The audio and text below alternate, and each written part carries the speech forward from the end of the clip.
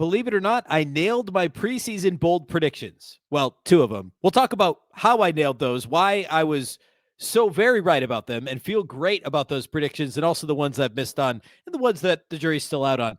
Revisiting preseason predictions, what's happened, what's next in this Wolves season next.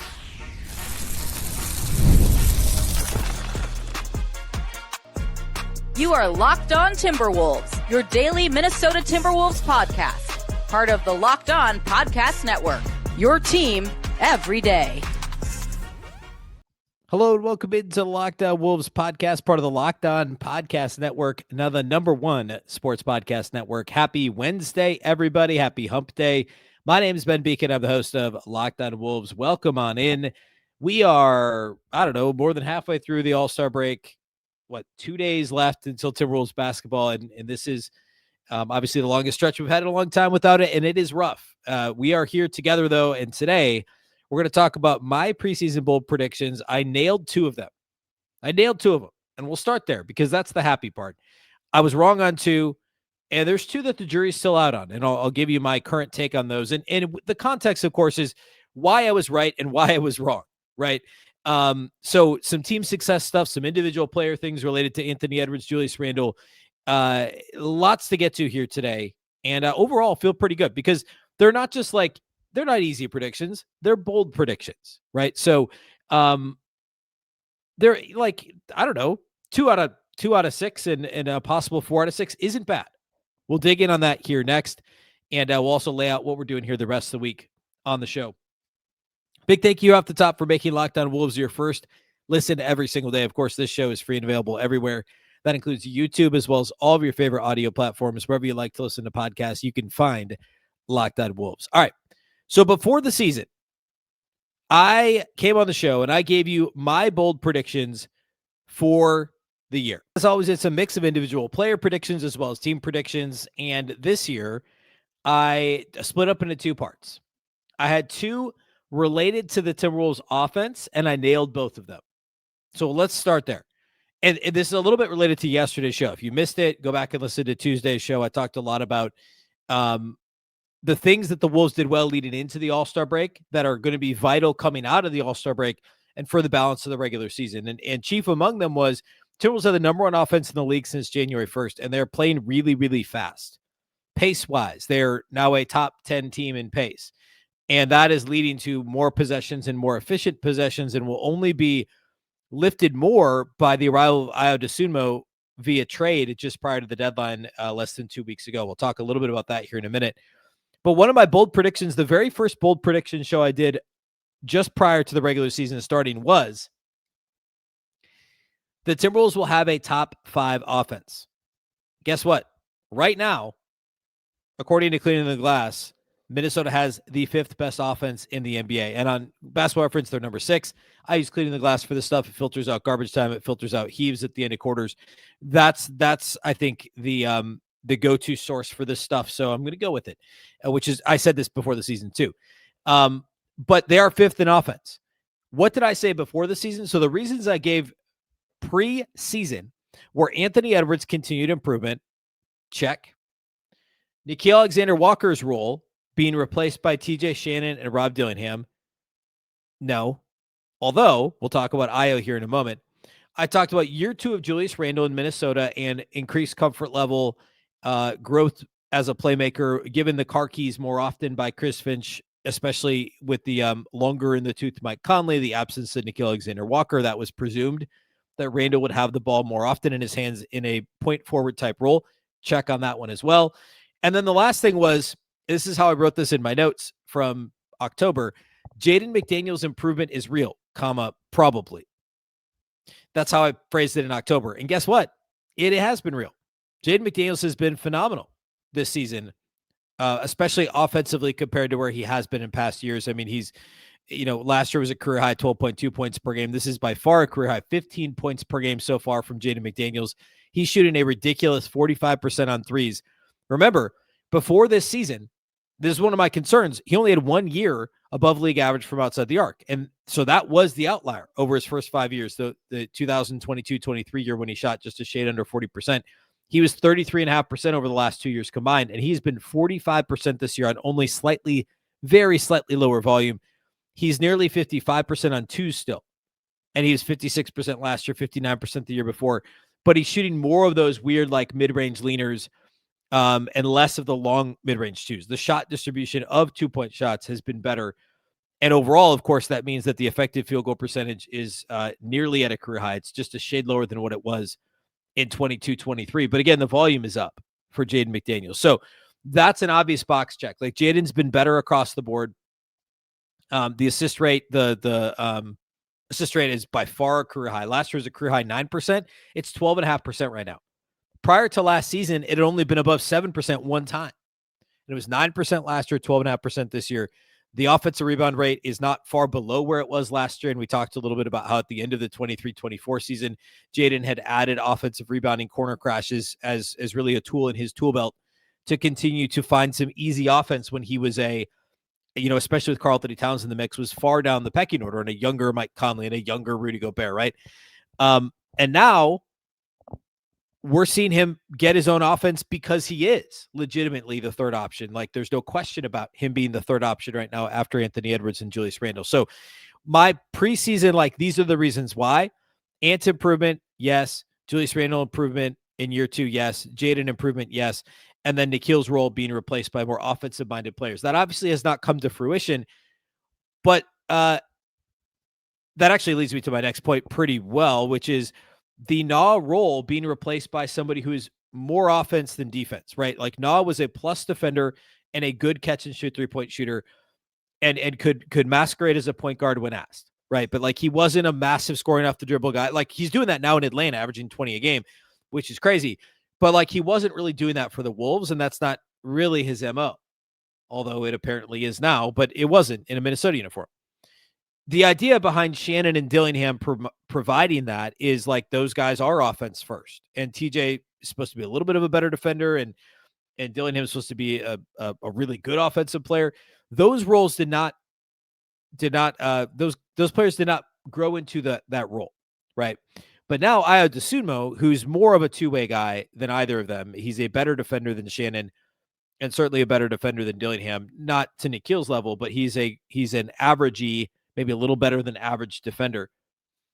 But the offense that Ayo Dosunmu provides, both as a catch and shoot guy in the half court, off the dribble, pull up in transition, getting to the rim, especially in transition, all of that is leading to or will help continue to keep this Timberwolves offense in the top 5. And that leads me to my next bold prediction that I nailed before the season, which was the Timberwolves having a top 10 paced offense, going from bottom 10 in pace to top 10 in pace. That's exactly what's happened. And it of course, Dosunmu has played in 3 games in a Timberwolves uniform. So the improvement in pace or the increase in pace was underway long before Ayo Dosunmu ended up in a Timberwolves uniform. But that only solidifies the stance. And I think almost guarantees that this team is going to be top 10 in pace when it's all said and done this season, because we're obviously only at the All-Star break, and I'm acting as though my bold predictions are right for the entire season. But I do think the Wolves will stay at top 5 in offense, and I do think they will stay at top 10 in pace. As of right now, according to Basketball Reference for pace, which, there isn't a clean pace stat over at Cleaning the Glass, which is why I'm using I promise I'm not like shifting the goalposts depending on whether I'm right or not. But Basketball Reference, which is where I pull the pace stat from, they are number 10. And in terms of transition opportunities, which is a slightly different stat over on Cleaning the Glass, they're like 13th or 14th. So not far off. But the reasons I gave for pace, I didn't have quite as many like actual, this is why this will happen like I did for the top 5 offense. But the reason why for pace is it was clear Chris Finch wanted to do that, right? Like starting with the increase in offensive rebound, attention focus on offensive rebounding last year around this time, a little earlier, about 13 months ago. The Wolves also tried to start playing faster. We saw it with and without Rudy on the floor. And it's a direction the Wolves are trying to go to give themselves more bites at the apple. It makes sense, right? More possessions is better. So pace and offensive rebounding. That's in some ways the new inefficiency in the NBA. And I've talked about this a lot in the past about teams are always looking for the next inefficiency. It's not quite the same as circumventing tanking rules and guardrails, which is a whole other topic. You can listen to any number of podcasts breaking that down. I'm not going to spend a whole lot of time on it now until we start to hear possible solutions. But believe it or not, like 5, 6, 7 years ago, we would have talked about that all the time on Locked On Wolves because that's where the Wolves was part of that conversation. Not right now. So we're far away from discussing that on the show. But all that to say, what the point I'm getting at here is this inefficiency is about getting more bites at the apple, speed, frequency of transition opportunities, and offensive rebounding are super important. The Wolves have improved in both areas. They're not offensive rebounding like they were at this time last year, but it's still a higher rate than previous Chris Finch teams, and they're certainly playing faster. And I think the pace will only increase by more Ayo Dosunmu and less Mike Conley, who obviously is now officially back in the fold for the Timberwolves. But more Ayo Dosunmu means, a faster pace. And I think the Wolves will play a little smaller at times. We'll start to see more lineups. We talked about this yesterday too. Dosunmu and DiVincenzo on the court together with Anthony Edwards and Jaden McDaniels in one center, which is going to lend itself to the Wolves playing faster. So the top 10 offense, I think, will stick. The top 5 offense and the top 10 pace, I think, will stick for the Wolves. And Ayo Dosunmu is part of that, much more so than TJ Shannon, and especially more so than Rob Dillingham. We'll talk about my 2 maybes, my takes on those, and also my 2 no's, or at least no's as of now. Well, one of them can't be a yes. Well, anyway, we'll talk about the maybes and the no's and what needs to change or might change or won't change here in the final 2 months of the regular season. We'll do all that here next.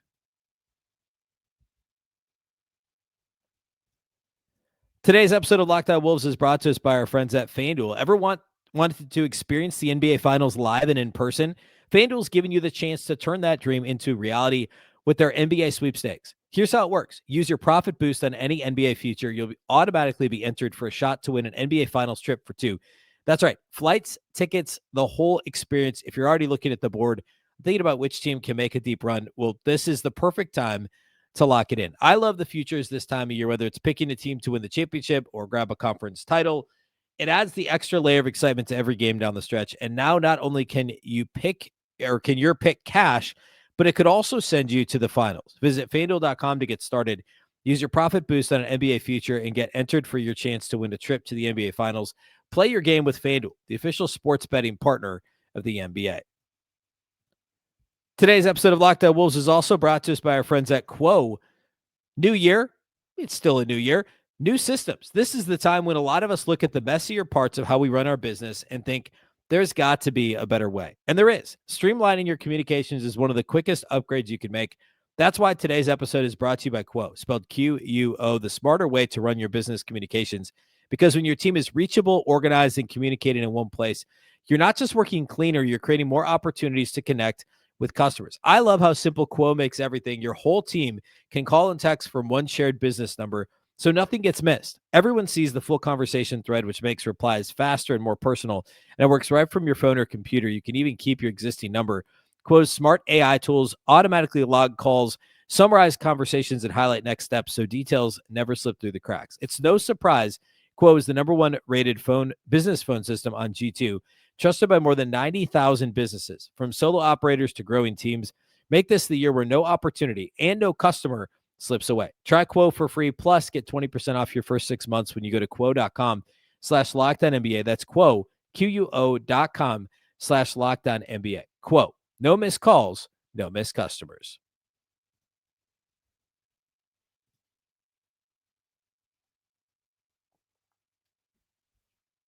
All right, so we already talked about the good stuff, the ones that I nailed.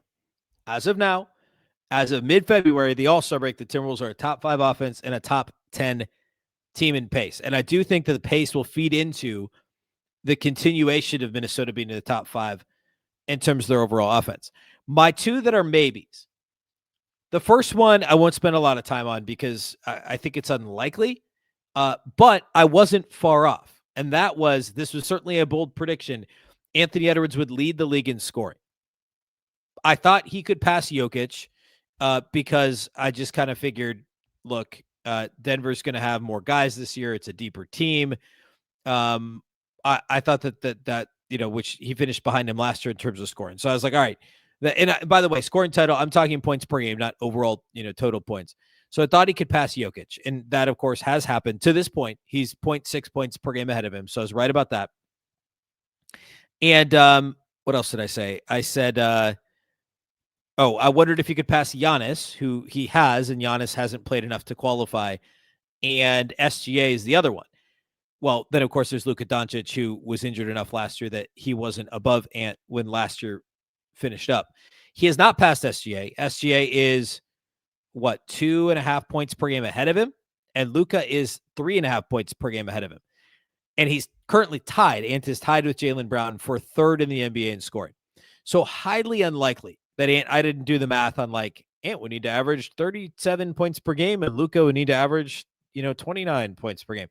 I think the only way it happens is if Luka and SGA were both going to have an injury that knocks them out. And who knows with SGA, he's obviously hurt currently. And of course, we don't want any of this to happen. But if one of those guys were to miss enough time to take them below the 65 game threshold, that said, Ant can't miss, I think it's 7 or 9 games that he has left. If he misses that many, whatever that number is, to get him to only 64 games played this season, then Ant wouldn't qualify either. But he's in the conversation. And he's surpassed a couple of the guys that finished ahead of him last year. And he's certainly scoring more, right? Which I talked about on this show. And it was one of the reasons why I thought the Wolves offense would be better. Is I just thought Ant would continue to get better offensively. And guess what? Well, he has. We talked about this yesterday as well. He continues to get better every year and add something every year. And he went from 27.6 points per game last season, currently 29.3. So 1.7 more points per game. He's shooting threes better. He's shooting twos better. He's getting to the line more frequently. And, he's taking more shots overall. The assist rate's actually gone down a little, but so is the turnover rate because he's just taking more shots. And he's trimmed back the threes a little, but not at the expense of efficiency. Again, getting to the line more often, as well as just being better from the mid-range. And therefore, he's still in that realm. He's almost certainly not going to lead the league in scoring. He's not going to win the scoring title, barring injury to both SGA and Luka Doncic. And again, hopefully that does not happen. But the premise, I guess, thought behind Ant being in this conversation was spot on. That's happening. He's in the conversation. The actual bold prediction of him leading the league with scoring seems very unlikely. My other one, I feel better about this one, was that the Wolves would finish with the top 3 seed. My prediction was the West would be OKC, Denver, Minnesota. There is still a world in which that happens. Now, currently it's OKC, San Antonio, Denver, and Minnesota is 1.5 behind Denver, with Houston and the Lakers either tied or slightly ahead of Minnesota. So as we sit now at the All-Star break, Minnesota's 6th, but they're tied for 5th. They're half game behind 4th. They're only 1.5 behind 3rd. That is still on the table. Now, Denver is 3.5 behind San Antonio, so they'd have to pass the Spurs. And I was wrong about the Spurs. The Spurs are better than I expected. I think Harper, Castle, probably better than I expected. Wemby's been healthier than I expected and even better than I expected. So I missed on that. But the Wolves being the 3 seed, even if it goes OKC, San Antonio, Minnesota, that is still very much on the table. Minnesota's still got to play Houston a couple times. They've still got to play the Lakers a couple times. They've still got to play Denver once or twice. There's a lot in front of the Timberwolves. And we'll talk more about the schedule later this week. It gets tougher, right? Overall. Now, the next couple weeks aren't too bad, but the total, final 6-7 weeks of the regular season are tough for the Timberwolves in terms of strength of schedule, just strictly based on opponent winning percentage. And they've also got 4 or 5 back-to-backs left. It's not easy. But the Wolves differential would suggest they're better than their record. It's, by the way, just barely 4th in the West, a shade behind the Rockets for 3rd in the West. Their point differential is better than Denver, much better than the Lakers, and just a shade behind Houston and less than a point behind the Spurs. So I think that's very much on the table. And I would, I guess, defer you to the first segment of today's show, which is I think the offense remains top 5, and I think that they remain a top 10 team in pace. And I think it's going to come down to, can the defense take the bad teams seriously and the offense just keep doing what they're doing and not turn the ball over like crazy? would be the one thing offensively they've got to do. But by and large, that's still very much on the table. Now, if I were like redoing this prediction now, I would say they finish in the top 4. I don't think I'd be so bold as to say 3 because I think they will pass the Lakers. I think they'll pass the Rockets. I do. I think they're better than Houston. I think Houston, I was dubious preseason, even more so now with no Steven Adams. So I do think Minnesota, like if I were just, where do they finish now? I would say top 4. But before the season, I said top 3, and that's very much on the table for all the reasons I've already cited. And I think that's something we could be looking back on this. Like I said at the start of the show today, 2 of them I'm very likely to be right on, or I'm right as of today. One of them, or 2 of them are maybes. The Ant one is an unlikely maybe. And I would say the Wolves finishing top 3 is a far more likely maybe. Like there's a real chance that happens. I want to talk about the 2 that I missed on. One I missed badly on.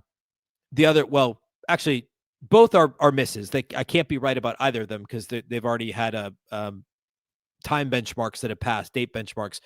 But I was close on one. The other one I wasn't super close on, and I'll explain what I mean by that here in just a moment. And that's how we'll close out the show here today.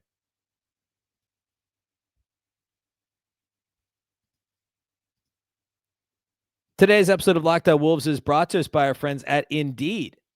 Workplace chaos, deadlines stacking up, inbox overflowing, and the one position you have to fill still sitting open. When the pressure's on and you need the right hire, this is a job for Sponsor Jobs. Indeed Sponsor Jobs helps you reach the people who actually fit what you're looking for. Skills, experience, location. So you're not just hoping the right candidate stumbles across your post.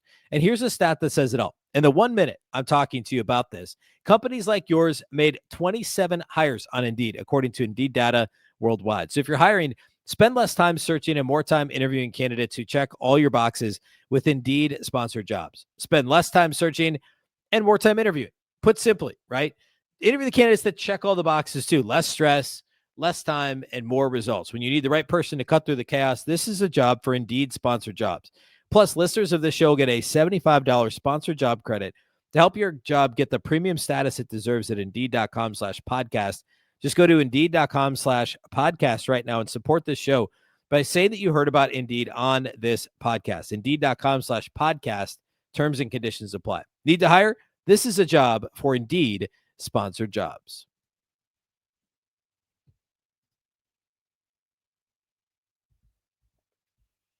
All right, the 2 bold predictions that I missed on. The first one, Julius Randle making the All-Star team. Look, I didn't miss that one by much. And I think it's completely, like I could make a case for Julius Randle to be an all-star. One of the national shows, I think it was Bill Simmons, picked Julius Randle for his all-star team. I think his last version of it. And honestly, like, I think if one more all-star, like he might have been next man up. I don't know who else in the West would have had a shot at making the team ahead of Julius Randle. I mean, he's averaging 22 a game, 49% from the field. I know the 3-point percentage is down, but the assist rate is way up. It's like the second highest assist rate in his career. Obviously part of a really good team.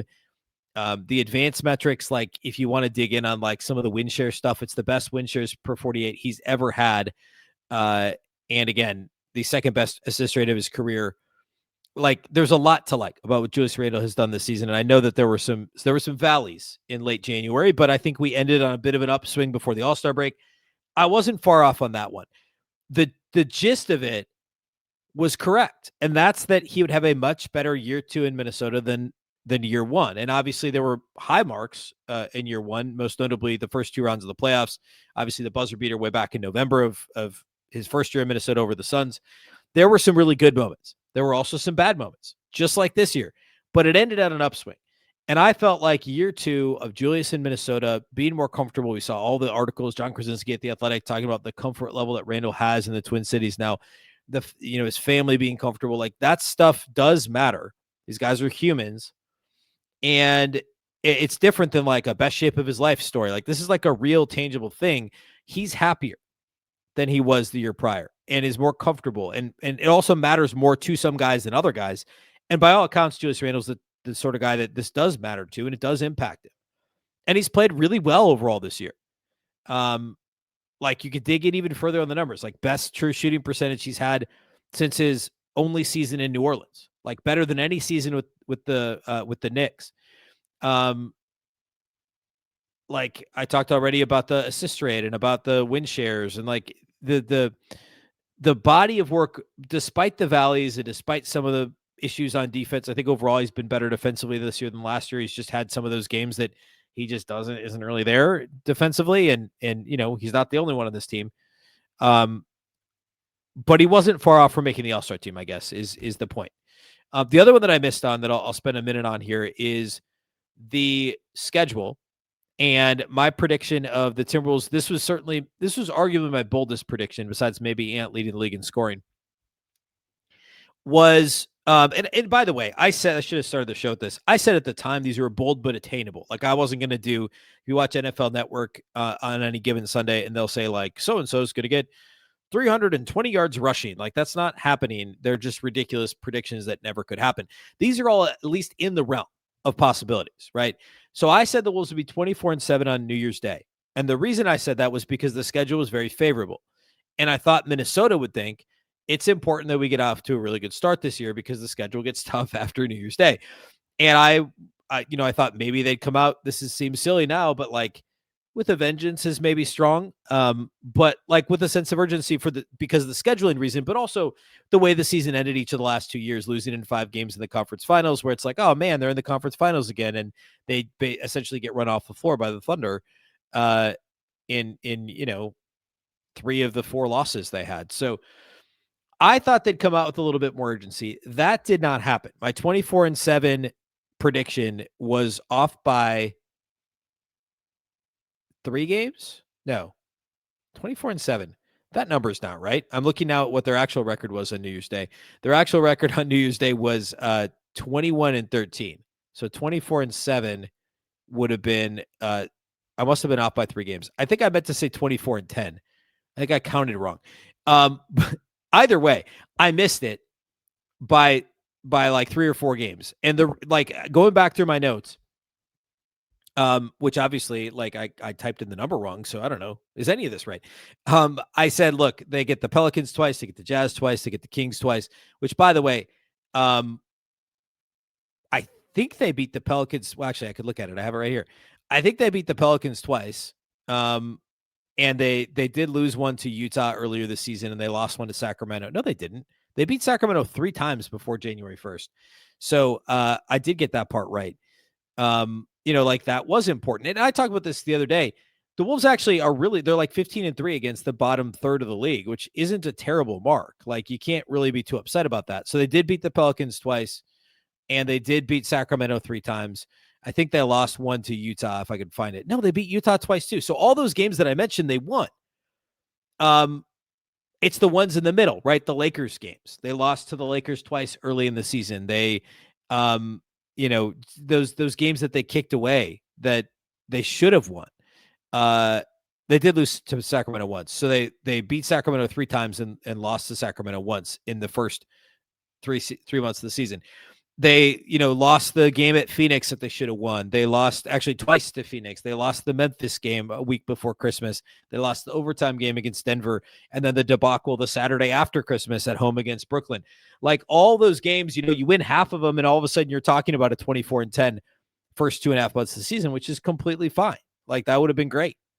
It's not what we got because of the lack of urgency against these middling teams, the lack of consistency, and at least in the first month or 2.5 months, like it wasn't a whole lot of injury related stuff. There was obviously the Ant thing early in the season, and that contributed to Minnesota losing, the Lakers game, I guess, and the Denver game.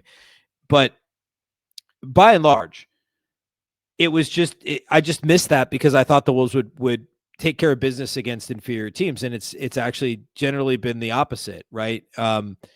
Where they play well against good teams, they either lose close games or they win. It's the middling teams that they have been getting beat by. And sometimes it's not even close. And we'll perhaps talk more about that as I predict the rest of the schedule. So that's what we'll do the rest of the week. I'm going to do one show on second half bold predictions. I'm going to build on these.